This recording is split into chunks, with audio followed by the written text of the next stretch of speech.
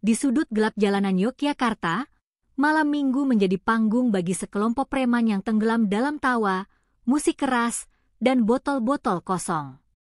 Tak mereka sangka, sebuah patroli polisi memaksa mereka lari tunggang langgang hingga masuk ke sebuah gedung tua yang tampak sunyi dan gelap. Di sanalah mereka melanjutkan pesta mabuk, tak sadar bahwa tempat itu adalah sebuah gereja. Keesokan paginya, jemaat dan pendeta menemui mereka tertidur di altar. Dari sinilah kisah luar biasa dimulai, kisah tentang rasa bersalah, pencarian makna hidup, dan pertobatan yang mengguncang kota. Sebuah perjalanan dari kekacauan menuju terang, dari jalanan liar menuju pangkuan kasih Tuhan yang tak terduga. Malam itu, Yogyakarta tidak seperti biasanya. Hembusan angin malam membawa aroma alkohol dari sudut jalan yang gelap di pinggiran kota. Lampu-lampu jalan redup, seakan enggan menyaksikan kekacauan yang sedang terjadi. Sekelompok preman, berjumlah 7 orang, berkumpul di bawah jembatan layang, di antara tumpukan kardus dan kursi plastik bekas. Botol-botol minuman keras berserakan, beberapa masih setengah penuh, lainnya telah kosong. Gelak tawa mereka menggema liar, menantang malam yang sunyi. Musik keras mengalun dari speaker kecil yang terhubung ke ponsel butut salah satu dari mereka. Mereka bersulang tanpa arah, tanpa peduli waktu dan tempat. Salah satu dari mereka, Ucup, yang paling keras suara dan paling dahulu mabuk, berdiri di atas kursi plastik sambil berteriak-teriak seperti orator. Jogja milik kita malam ini. Hahaha, teriaknya disambut tawa yang makin tak terkontrol dari teman-temannya. Di antara mereka ada Joni si bertubuh kekar, Dullah yang doyan mengoceh, serta Anto, si paling muda yang belum genap 20. Sisa lainnya mengikuti arus, hanyut dalam kesenangan palsu yang dicampur bau arak dan asap rokok. Tak satu pun dari mereka menyadari bahwa jauh dari sudut jalan, lampu sorot kendaraan polisi mulai mendekat. Sebuah mobil patroli meluncur pelan. 2 petugas berseragam lengkap duduk di dalam, mengawasi situasi dengan cermat. Mereka sudah mendapat laporan dari warga bahwa sering terdengar kegaduhan dan bau alkohol dari daerah ini. Malam itu, mereka memutuskan untuk mendekat, untuk memastikan bahwa keramaian tidak berubah menjadi kekacauan. Salah satu petugas mematikan lampu utama kendaraan dan hanya menyisakan lampu sorot kecil, menyinari jalanan dengan hati-hati. Mereka tidak ingin menimbulkan panik, tapi juga tidak ingin lengah. Suara radio patroli sempat terdengar lirih sebelum cepat-cepat dimatikan. Preman-preman yang semula begitu larut dalam pesta mulai menyadari ada yang tak beres. Ucup, yang berdiri di kursi, melihat cahaya kendaraan mendekat dan tiba-tiba diam. "Wop, itu, polisi!" teriaknya keras, menjatuhkan botol yang masih setengah penuh ke aspal. Botol pecah, menciptakan suara tajam yang langsung menyadarkan semua orang. Suasana mendadak berubah tegang. Tidak ada lagi tawa, hanya panik yang merayap cepat. Tanpa komando, mereka semua serempak bangkit dan berlari pontang-panting. Ada yang sempat tersandung, ada pula yang membalikkan ember tempat duduknya. Joni menendang speaker Bluetooth ke selokan, berharap bisa menghilangkan bukti. Mereka kabur menyusuri gang sempit, melewati dinding rumah warga dan pagar kebun. Polisi pun mempercepat kendaraan, namun tak mengejar secara frontal. Mereka tahu area itu cukup rumit, dan mengejar bisa berakhir ricuh. Preman-preman itu akhirnya berpisah menjadi 2 kelompok kecil, tapi sebagian besar kembali berkumpul di sebuah gang buntu yang tampak seperti jalan mati. Di ujung gang itu, mereka melihat sebuah bangunan tua yang tampak tak berpenghuni, gerbangnya sedikit terbuka. "Masuk aja ke situ." "Cepat!" desak Dullah sambil menahan napas. Tanpa berpikir panjang, mereka masuk ke dalam. Tak satu pun dari mereka menyadari bahwa langkah mereka membawa mereka ke sebuah tempat yang sangat berbeda dari dunia yang selama ini mereka kenal. Gedung itu tampak besar dan gelap. Jendela-jendela tinggi membentuk bayangan hitam yang menakutkan. Tapi dalam kepanikan, mereka tak peduli. Yang penting bisa bersembunyi dan tak ditemukan oleh polisi. Setelah memastikan bahwa tidak ada yang membuntuti mereka, para preman itu mulai merasa aman. Mereka mengunci pintu dari dalam dan menyalakan korek api untuk melihat sekitar. Ruangan itu dipenuhi bangku-bangku kayu panjang, ada mimbar di ujungnya, dan salib besar yang tampak samar dalam gelap. Tapi mereka tak peduli. Dalam kondisi masih setengah mabuk dan penuh adrenalin, mereka kembali membuka botol yang tersisa. "Lanjut aja di sini, bro. Aman kayaknya," kata Johnny sambil membuka satu botol lagi. Mereka tertawa lagi, namun kali ini dengan suara lebih kecil. Bangunan yang sunyi dan bau kayu tua menciptakan suasana aneh, tapi alkohol membantu mereka melupakannya. Tidak ada yang sadar bahwa tempat yang mereka injak adalah rumah ibadah. Mereka hanya melihat bangunan kosong tempat aman dari kejaran polisi. Waktu terus berlalu. Malam makin larut, botol makin kosong. Obrolan makin tak jelas. Satu persatu dari mereka akhirnya tertidur di antara bangku kayu panjang. Ucup bersandar di mimbar, mulutnya masih menggumamkan lagu yang sudah tak jelas nadanya. Anto tertidur dengan tangan masih memeluk botol. Sementara itu, di luar sana, kota Jogja kembali hening, seolah tak pernah menyaksikan kehadiran mereka. Dan di dalam gedung tua itu, malam mengendap, menyimpan sebuah rahasia yang akan mengguncang kota keesokan harinya. Bangunan itu diam, namun tidak mati. Seolah sedang menunggu. Menunggu pagi datang. Menunggu mereka terbangun. Pagi belum benar-benar datang ketika udara lembab mulai merayap masuk ke sela-sela dinding tua bangunan itu. Sinar matahari pertama menyusup malu-malu melalui jendela besar berdebu, memantulkan cahaya kuning pucat yang jatuh di atas bangku-bangku kayu panjang. Di lantai, botol-botol kosong berserakan, beberapa terguling hingga ke bawah mimbar. Bau alkohol yang menyengat bercampur dengan aroma kayu tua dan kain altar yang sudah lama tak tersentuh. Preman-preman itu masih terlelap, beberapa mendengkur, sebagian lainnya meringkuk kedinginan.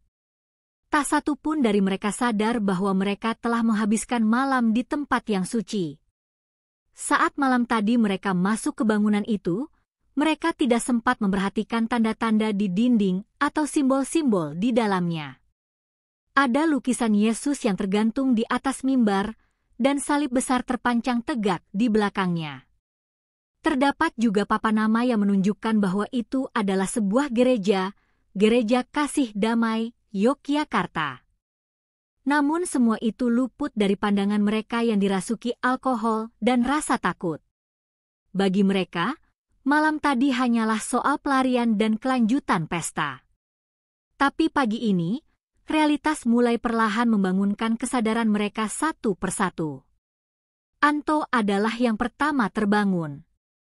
Ia mengucek mata dan duduk perlahan, tubuhnya masih lunglai. Ketika pandangannya mulai jelas, ia melihat langit-langit tinggi dengan ukiran kayu dan jendela yang memancarkan cahaya lembut.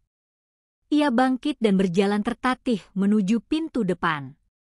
Di tengah jalan, ia hampir tersandung oleh kaki Ucup yang masih tergeletak setengah tengkurap. Anto mengedarkan pandangannya, dan baru saat itulah ia menyadari bentuk ruangan yang asing dan juga sakral. Jantungnya berdegup lebih cepat. "Bro, kita tidur di mana ini?" gumamnya pelan. Mendengar suara Anto, yang lain mulai terbangun satu persatu. Johnny menggosok kepalanya yang pusing, Dullah mengeluh soal lehernya yang pegal.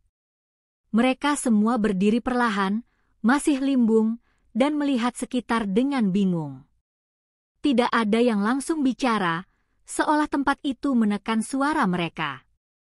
Barulah setelah beberapa menit, Ucu bersuara, "Lah, ini gereja ya?" Ia menunjuk salib di dinding. Semua mata langsung menatap salib itu, dan seolah baru sadar, wajah mereka berubah kaku. Dullah meludah ke samping dan mengumpat pelan, "Sial, kita nginep di rumah Tuhan." Ada keheningan yang panjang. Tidak seperti biasanya. Biasanya, setelah bangun mabuk, mereka akan langsung bercanda, mencari rokok, atau tertawa mengenang semalam. Tapi kali ini berbeda. Mereka tidak tahu harus berkata apa. Bahkan Johnny yang paling galak hanya bisa menatap lantai. Satu persatu, mereka mulai memunguti botol dan barang-barang mereka. Bukan karena ingin membersihkan, tapi karena mereka ingin cepat-cepat pergi. Tempat ini terasa asing, namun kini juga penuh rasa bersalah. Sambil membereskan barang, mereka mulai saling menyalahkan. "Lu yang ngajak masuk sini," kata Dullah pada Johnny. Gua mana tahu ini gereja. Gelap gitu, kayak gudang tua." Johnny membalas dengan kesal. Tapi tak ada yang benar-benar ingin bertengkar. Hati mereka sudah cukup berat. Perasaan bersalah mulai merayap tanpa bisa dibendung. Mereka tahu bahwa meski tidak berniat, mereka telah mencemari tempat yang seharusnya dihormati. Tapi mereka juga tidak tahu harus berbuat apa. Akhirnya, mereka membuka pintu perlahan dan keluar satu persatu dengan kepala tertunduk. Di luar, kota sudah mulai hidup. Suara motor, langkah kaki, dan suara pedagang keliling terdengar samar dari kejauhan. Tapi suasana hati mereka tetap suram. Mereka tidak sempat saling pamit, hanya berjalan menjauh ke arah masing-masing. Mungkin berharap waktu akan melupakan kejadian semalam. Tapi ada sesuatu yang tertinggal di dalam gereja itu, jejak mereka, dan juga rasa malu yang belum selesai. Sementara itu, di dalam gereja, sinar matahari pagi terus menyinari altar. Bangku-bangku yang semalam dipakai untuk tidur kini kembali hening. Tapi lantai masih dipenuhi sisa-sisa pesta, botol, puntung rokok, dan jejak kaki berlumpur. Di luar jendela, lonceng gereja tergantung diam, seolah menunggu waktu untuk berdentang dan menyambut jemaat yang akan datang beberapa jam lagi. Sebuah kejutan besar akan terjadi. Dan kota ini belum tahu bahwa pagi itu adalah awal dari sesuatu yang lebih besar daripada sekadar insiden mabuk di tempat ibadah. Matahari telah naik tinggi ketika lonceng gereja kasih damai berdentang 3 kali. Suara itu menggema ke seluruh lingkungan sekitar, menjadi tanda bagi warga bahwa ibadah Minggu pagi akan segera dimulai. Jemaat mulai berdatangan satu persatu, mengenakan pakaian terbaik mereka. Anak-anak kecil berlari-lari kecil sambil membawa buku nyanyian, para ibu dengan senyum ramah menyapa satu sama lain, dan para bapak berjalan pelan sembari membawa Alkitab di tangan. Tidak ada yang menyangka bahwa pagi itu akan menjadi pagi yang berbeda dari semua yang pernah mereka alami sebelumnya. Pendeta Yohanes, pria paruh baya dengan wajah teduh dan suara tenang, adalah yang pertama masuk ke dalam gereja. Seperti biasa, ia datang lebih awal untuk berdoa dan menyiapkan hati. Namun begitu membuka pintu utama, langkahnya terhenti. Aroma tajam alkohol langsung menyergap hidungnya. Ia menoleh ke kanan dan kiri, matanya menyapu cepat ruangan yang biasanya bersih dan hening itu. Kini yang terlihat adalah botol-botol berserakan, puntung rokok, dan sisa makanan. Beberapa bangku tergeser, ada noda-noda di lantai kayu, dan yang paling mengejutkan, 7 tubuh terbaring dalam posisi yang aneh, seperti baru saja jatuh dari langit. Beberapa preman itu masih terlelap, bahkan ada yang mendengkur. Wajah-wajah mereka tampak lelah, baju mereka kotor, dan beberapa masih memeluk botol kosong. Pendeta Yohanes tidak segera bersuara. Ia berdiri di dekat mimbar, memandang satu persatu dengan mata berkaca-kaca. Bukan karena marah, tapi karena sedih. Dalam hatinya ia tahu, ini bukan sekadar peristiwa mengotori gereja. Ini adalah tanda. Sebuah panggilan bagi gereja untuk menghadapi kenyataan baru. Tak lama kemudian, jemaat mulai masuk. Seorang ibu yang membawa anak kecil menutup mulut dan hidungnya saat mencium bau tak sedap. Seorang pemuda menunjuk ke arah altar dan berkata kaget, "Pak Pendeta, itu ada orang tidur di dalam." Suasana mendadak riuh. Jemaat berdiri terpaku, tidak tahu harus maju atau mundur. Sebagian mencoba memahami situasi, sebagian lainnya langsung marah. "Ini penghinaan," seru seorang bapak tua. "Gereja dijadikan tempat mabuk-mabukan." Pendeta Yohanes mengangkat tangan, memberi isyarat agar semua tenang. Ia berjalan pelan ke tengah ruangan, lalu menepuk bahu salah satu preman yang terdekat. Yang ditepuk menggeliat, membuka mata, dan kaget bukan main saat menyadari puluhan pasang mata menatapnya. "Wah, ini apa?" gumamnya dengan suara serak. Preman lainnya mulai bangun satu persatu, dan seperti efek domino, mereka semua segera menyadari kesalahan mereka. Ucup berdiri kaget dan hampir jatuh karena pusing. Anto menunduk dalam-dalam, tak berani menatap siapapun. Seisi gereja menjadi hening tegang. Jemaat menunggu reaksi para preman, sementara para preman masih setengah sadar berusaha mencari jalan keluar. Tapi tak ada yang bicara. Hingga akhirnya Joni, dengan suara berat dan kesal, berkata, "Udah, kita pergi aja." Ia melangkah cepat ke pintu, diikuti teman-temannya. Tak satu pun dari mereka meminta maaf. Mereka hanya ingin segera keluar dari situasi yang membuat mereka malu, bingung, dan takut. Dan tanpa menoleh, mereka semua meninggalkan gereja dalam diam. Para jemaat mulai ribut. Ada yang marah besar, ada yang menangis, dan ada pula yang hanya bisa duduk termenung. "Kita harus lapor polisi," teriak seseorang. "Gereja kita dinodai," seru yang lain. Namun Pendeta Yohanes hanya duduk di mimbar, menatap pintu gereja yang masih terbuka. Ia mengangkat tangan lagi, memberi tanda agar semuanya tenang. "Saudara-saudaraku," ucapnya perlahan, "mungkin pagi ini Tuhan menunjukkan kepada kita hal yang lebih besar dari kemarahan." Kata-kata itu membuat sebagian jemaat termenung. Tak mudah memaafkan, apalagi ketika rumah ibadah ternoda begitu parah. Tapi ada sesuatu dalam suara Pendeta Yohanes yang membuat mereka merenung. Ia tidak membela para preman, tetapi juga tidak menghakimi. Ia tahu, gereja bukan hanya tempat suci untuk orang suci. Gereja adalah rumah bagi yang tersesat, yang berdosa, dan yang mencari jalan pulang. Dan mungkin 7 orang itu sedang mencarinya, meski dengan cara yang keliru. Minggu itu, ibadah tetap berjalan. Namun suasana tetap tegang. Doa-doa terucap dengan suara berat. Nyanyian pujian terdengar pelan, seperti dicampur dengan luka. Dan di benak semua orang, tergambar 7 wajah yang belum dikenali namanya, tapi telah mengguncang satu komunitas. Sebuah pertanyaan menggantung di udara, apakah mereka akan kembali? Hari-hari berlalu sejak kejadian memalukan di gereja Kasih Damai. Warga sekitar masih membicarakan insiden itu, kisah tentang sekelompok preman mabuk yang tidur di gereja bagai legenda urban baru di lorong-lorong kampung Yogyakarta. Tapi di sisi lain, bagi 7 preman yang terlibat, peristiwa itu bukanlah hal yang bisa dengan mudah dilupakan.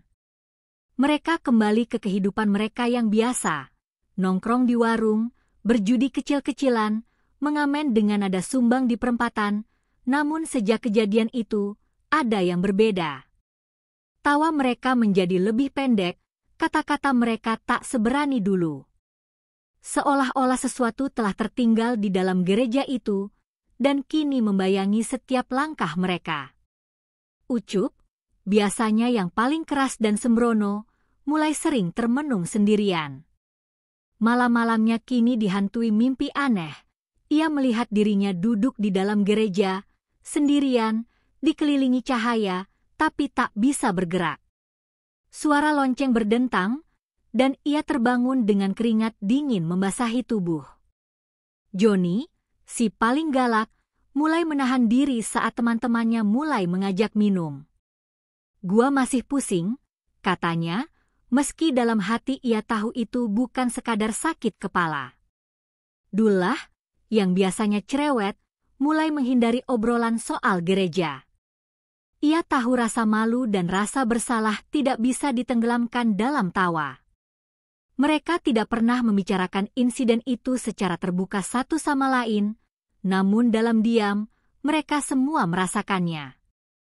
Suatu siang, Anto duduk sendirian di bawah pohon di dekat stasiun Lempuyangan. Ia memandangi langit, memutar ulang kejadian hari itu di benaknya, bagaimana jemaat menatap mereka, bagaimana pendeta tak berkata kasar walau bisa saja. "Harusnya gue minta maaf," gumamnya. Tapi kepada siapa? Ia tak tahu nama pendeta itu, tak tahu harus kembali ke gereja dengan cara apa. Apalagi, bayangan puluhan mata yang menatap mereka dengan jijik masih terus menghantuinya. Keadaan ini perlahan menggerogoti mereka. Rasa bersalah yang mereka pikir akan hilang dengan waktu ternyata semakin menempel. Bahkan anak kecil pun mulai menjauh dari mereka. "Itu yang tidur di gereja," kata seorang bocah sambil menarik tangan ibunya. Preman-preman itu, yang dulu merasa jadi raja jalanan, kini merasa seperti pengemis kehormatan. Seseorang bahkan menggambar salib di tembok dekat tempat nongkrong mereka dan menulis, "Tuhan melihat." Tulisan itu entah siapa yang buat, tapi tiap kali mereka melewatinya, mereka merasa seolah sedang ditelanjangi oleh nurani sendiri. Lalu datanglah hari ketika mereka berkumpul di warung, tak lagi membahas taruhan atau cewek, tapi tentang perasaan yang tak bisa dijelaskan. Ucup berkata pelan, "Gue enggak enak hati, cuy. Kayak dosa gede gitu." Yang lain mengangguk tanpa suara. Johnny meremas botol kosong di tangannya, lalu meletakkannya perlahan. "Kita harus melakukan sesuatu," katanya. Tapi tak ada yang tahu harus mulai dari mana.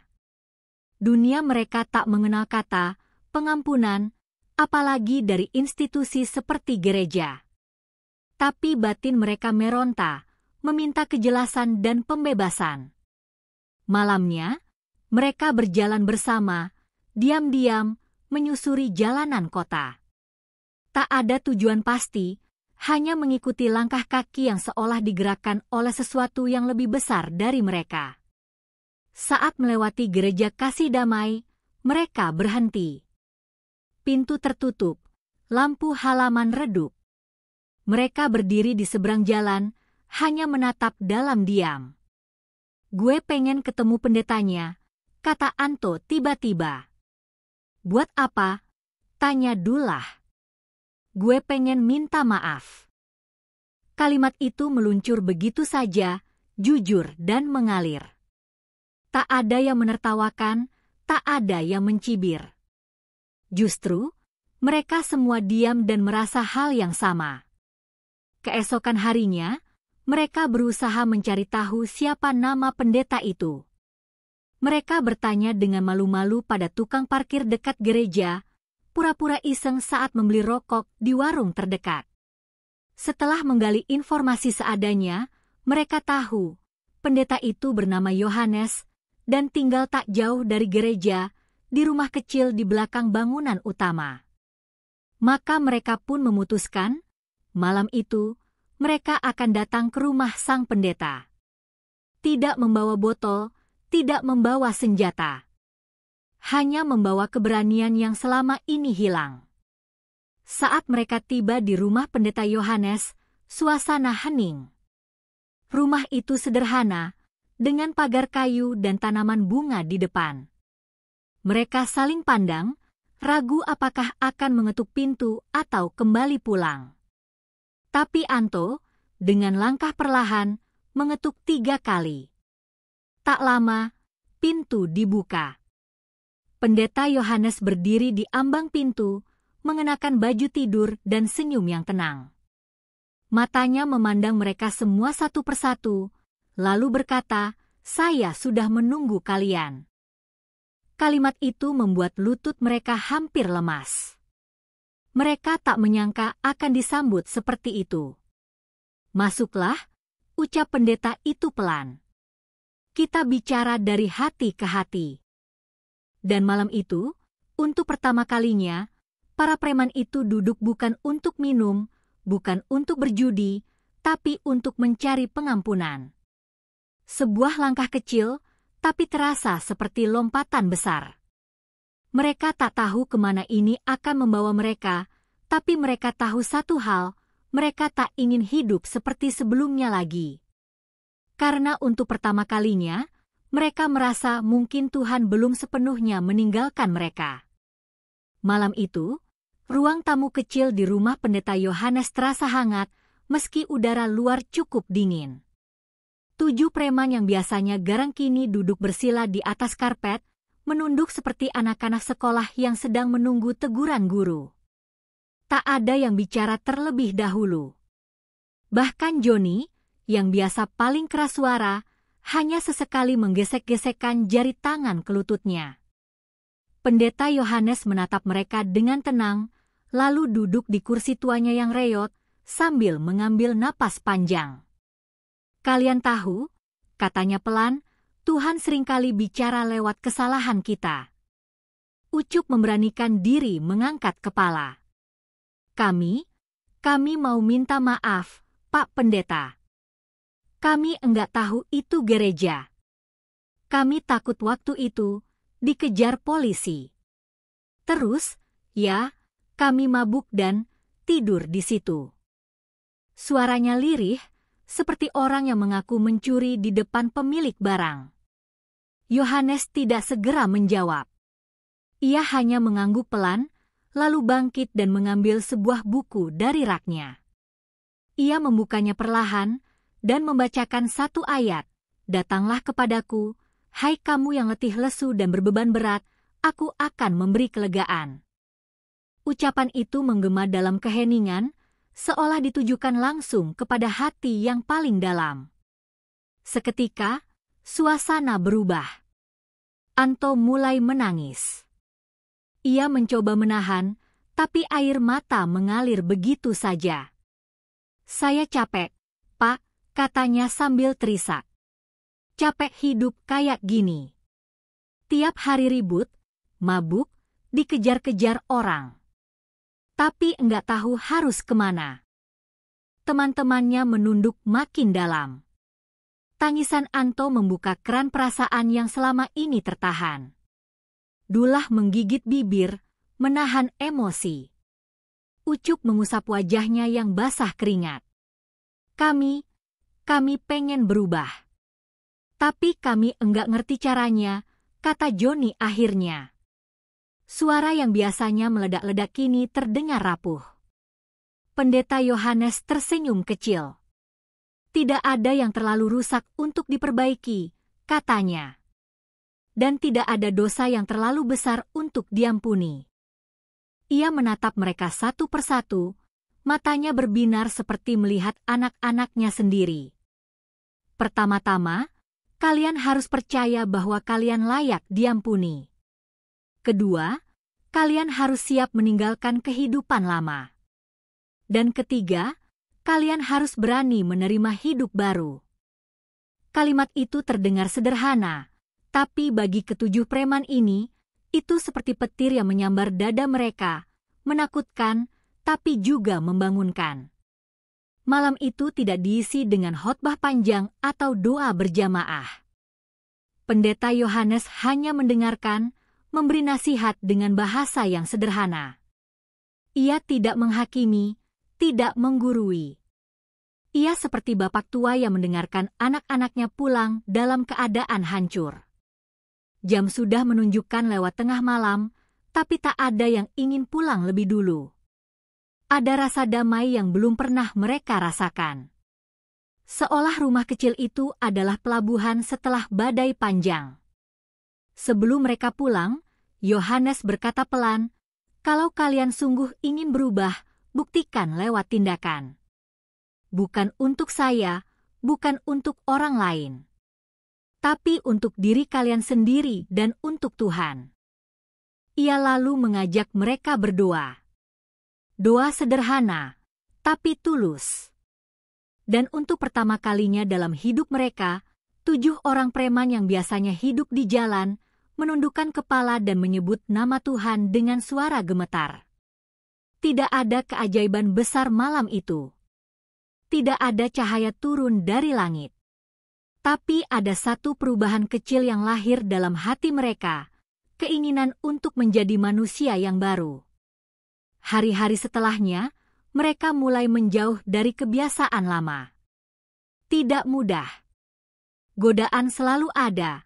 Teman-teman lama menertawakan mereka, bahkan ada yang menyebut mereka sok suci. Tapi mereka berusaha.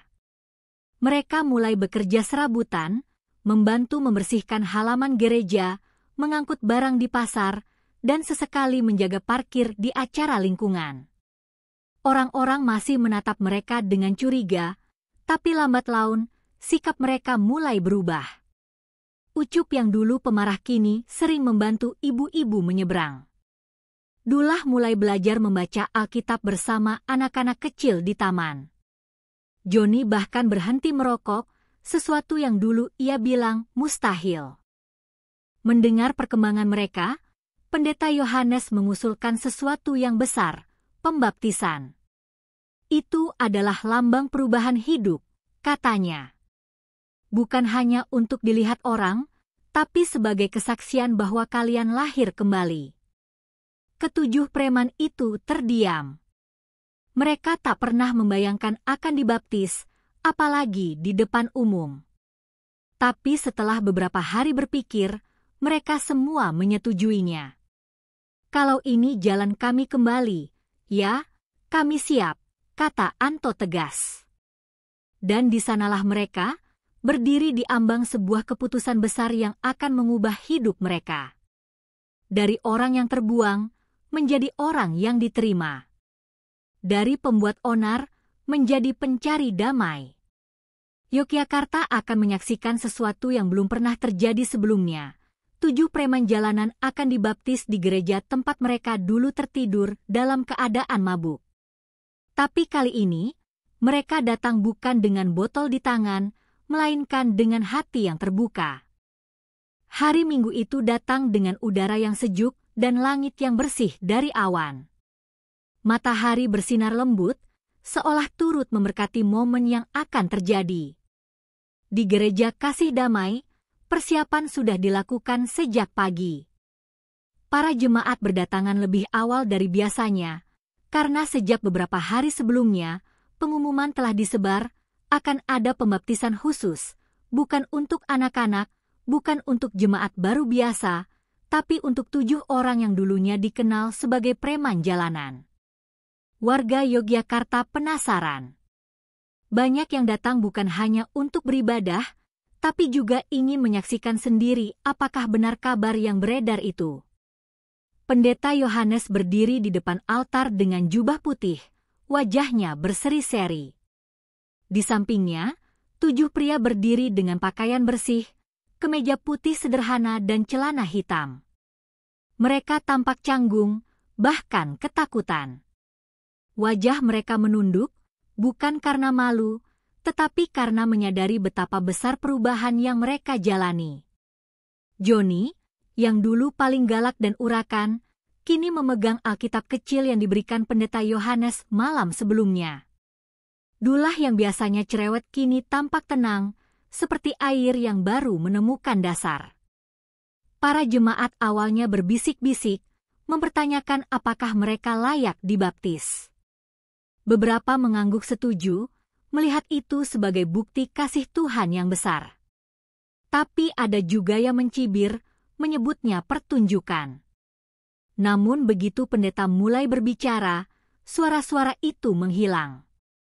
Hari ini kita tidak hanya menyaksikan pembaptisan, kata Yohanes dengan lantang, kita menyaksikan mujizat yang terjadi bukan lewat petir dari langit, tetapi lewat pertobatan yang lahir dari dalam hati manusia.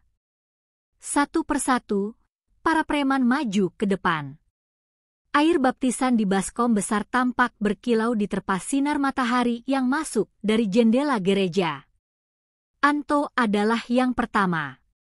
Ia menundukkan kepala, dan air dituangkan ke dahinya. Atas nama Bapa, Putra, dan Roh Kudus, aku membaptis engkau, ucap Yohanes. Jemaat yang semula skeptis, mulai menangis. Suara Ishak terdengar di sana-sini. Lalu giliran Ucup, Dullah, Joni, dan yang lainnya. Masing-masing menyambut air itu seperti embun di tanah kering. Seolah untuk pertama kalinya dalam hidup, mereka merasa bersih. Setelah semua selesai, mereka berdiri berjejer dan jemaat diminta untuk memberikan berkat. Tak disangka, para jemaat yang semula sinis perlahan maju. Seorang ibu tua menghampiri Dullah dan memeluknya. Tuhan memberkatimu, nak. Seorang pemuda berjabat tangan dengan Joni sambil berkata, kita semua pernah salah. Pelan-pelan, suasana berubah. Air mata, pelukan, dan senyuman mengisi ruangan yang dulunya pernah menjadi tempat mabuk. Kini, tempat itu menjadi saksi kebangkitan 7 jiwa. Berita tentang pembaptisan ini menyebar cepat. Dalam hitungan hari, media lokal menuliskannya. 7 preman bertobat dan dibaptis di gereja Yogyakarta. Begitu salah satu judul berita di koran pagi. Wartawan mulai datang, ingin mewawancarai mereka. Beberapa gereja lain bahkan mengundang mereka untuk memberi kesaksian. Awalnya mereka menolak, malu dan tidak terbiasa berbicara di depan umum. Tapi pendeta Yohanes berkata, hidupmu adalah cerita yang bisa mengubah orang lain. Jangan sembunyikan itu. Maka mulailah perjalanan baru mereka. Mereka bukan lagi preman jalanan. Kini mereka adalah saksi hidup akan kasih dan pengampunan. Mereka tidak berubah seketika menjadi orang suci, tentu saja. Masih ada hari-hari ketika godaan datang, masih ada olokan dari orang-orang yang tidak percaya. Tapi kini mereka memiliki komunitas, saudara-saudara seiman, dan sebuah tujuan. Mereka mulai ikut pelayanan sosial, membantu remaja-remaja nakal di pinggiran kota, dan bahkan menjaga gereja setiap malam minggu. Ucup berkata suatu malam, dulu gua jaga tempat tongkrongan, sekarang gua jaga rumah Tuhan. Mereka tertawa bersama, tawa yang tidak lagi sinis atau kosong, tapi penuh arti. Joni mulai belajar main gitar untuk bisa ikut pelayanan musik. Anto mulai rajin ikut kelas Alkitab.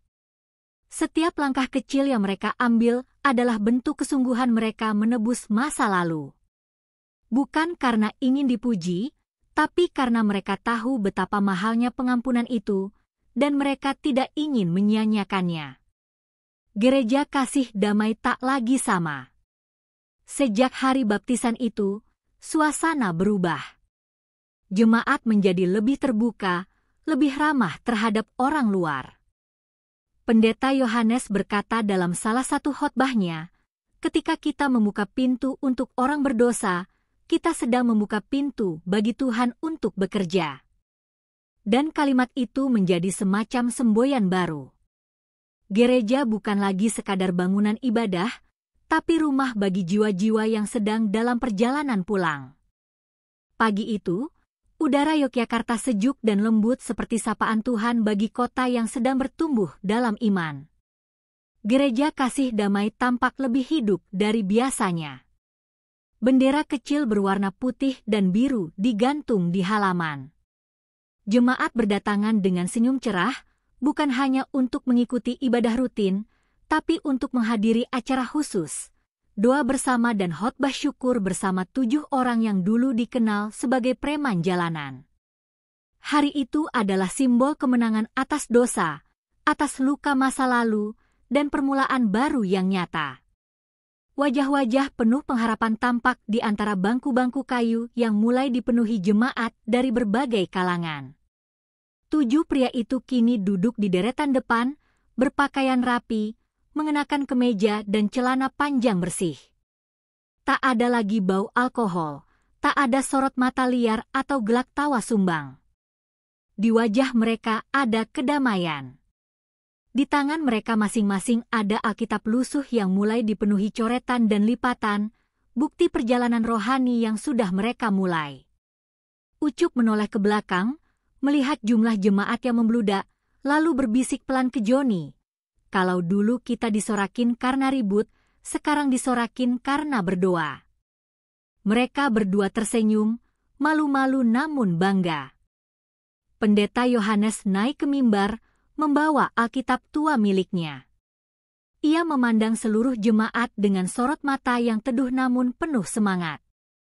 Hari ini, katanya, kita tidak hanya berkumpul sebagai jemaat. Kita berkumpul sebagai keluarga, sebagai tubuh Kristus yang menerima dan mengasihi tanpa syarat. Ia menunjuk ke 7 orang di barisan depan. Mereka bukan tamu di sini. Mereka bukan orang luar. Mereka adalah saudara kita, bagian dari kita. Tepuk tangan pun pecah, bukan karena formalitas, tetapi karena rasa syukur yang sungguh-sungguh. Sesi doa dimulai dengan hikmat. Jemaat berdiri, tangan terangkat, mata terpejam. Doa naik seperti dupa ke langit, memohon agar kasih Tuhan terus bekerja, agar pertobatan terus berakar. Dalam keheningannya mendalam, suara tangis terdengar dari pojok ruangan. Seorang pria muda, mantan pecandu yang selama ini malu datang ke gereja, kini terdorong untuk maju ke depan dan berlutut. 7 pria yang dulu preman itu segera maju, bukan untuk mengusir atau menegur, tapi untuk ikut berdoa bersama. Dulah bahkan memeluk pria itu dan membisikkan, kami juga pernah jatuh. Tapi Tuhan angkat kami. Khotbah hari itu bukan soal neraka atau dosa, tapi soal harapan dan kasih. Yohanes berkisah tentang domba yang hilang dan kembali ke gembalanya. Tentang anak yang pulang dan disambut pesta. Ia bicara tentang luka, tentang jalan panjang, dan tentang kesetiaan Tuhan yang tidak pernah berhenti mencari mereka yang hilang. Jemaat mendengarkan dengan serius, banyak yang terharu. Bahkan beberapa yang dulu meragukan pertobatan para preman itu kini mulai percaya bahwa kasih Tuhan benar-benar bisa mengubah manusia. Setelah ibadah selesai, seluruh jemaat diundang untuk makan bersama di halaman gereja. Tak ada sekat, tak ada kelas sosial. Para ibu gereja duduk berdampingan dengan para pria yang dulu takut mereka temui di jalan. Anak-anak kecil berlari-lari sambil memanggil, Om Joni, Om Ucup, tanpa rasa takut. Di meja panjang yang dipenuhi nasi, sayur, dan ayam goreng, suasana terasa seperti pesta perjamuan yang diceritakan Yesus. Semua makan bersama, tertawa, dan saling bercerita tentang hidup, tentang masa lalu, dan tentang masa depan yang kini lebih terang. Di tengah acara, Ucup diminta naik ke panggung kecil untuk memberi kesaksian. Ia sempat menolak, malu, tapi dorongan teman-temannya dan senyum dari pendeta Yohanes membuatnya maju juga. Saya enggak pandai ngomong, katanya dengan suara serak. Tapi saya cuma mau bilang satu hal. Waktu kita pikir hidup kita udah hancur, ternyata Tuhan belum selesai kerja. Ternyata, dia masih tunggu kita pulang. Suasana hening. Lalu tepuk tangan menggelegar. Bukan karena pidatonya indah, tapi karena kebenaran yang ia ucapkan keluar dari hati yang jujur. Hari itu berakhir dengan lagu rohani yang dinyanyikan bersama. Suara gitar, biola, dan nyanyian jemaat mengisi udara. 7 pria yang dulu hidup dalam kegelapan kini menyanyikan lagu-lagu terang. Mereka tidak lagi asing dengan gereja. Mereka menjadi bagian dari kisah besar yang Tuhan tulis di kota itu. Dan kisah mereka menjadi inspirasi bagi banyak orang yang juga sedang tersesat, bahwa selalu ada jalan pulang, selalu ada pintu yang terbuka, selalu ada kasih yang tak pernah pergi. Malamnya, saat gereja mulai sepi, Pendeta Yohanes duduk di bangku kayu panjang sambil menatap langit. Di sampingnya, duduk Joni dan Dullah. Tak banyak bicara. Hanya saling menatap dan tersenyum. Di udara malam itu, ada rasa damai yang sulit dijelaskan. "Terima kasih, Pak," kata Joni pelan. "Bukan ke saya," jawab Yohanes. "Tapi ke Tuhan, yang kasih-Nya enggak pernah hitung-hitungan." Mereka pun menunduk, mengucap doa dalam hati. Doa yang sederhana, tapi kuat. "Tuhan, terima kasih karena Engkau tidak pernah menyerah atas kami.